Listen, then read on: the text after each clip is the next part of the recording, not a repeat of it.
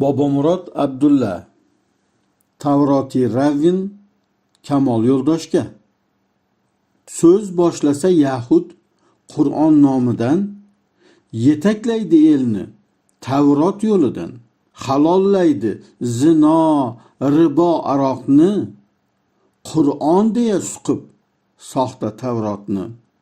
Chor qilmaydi unga sura-yu oyat.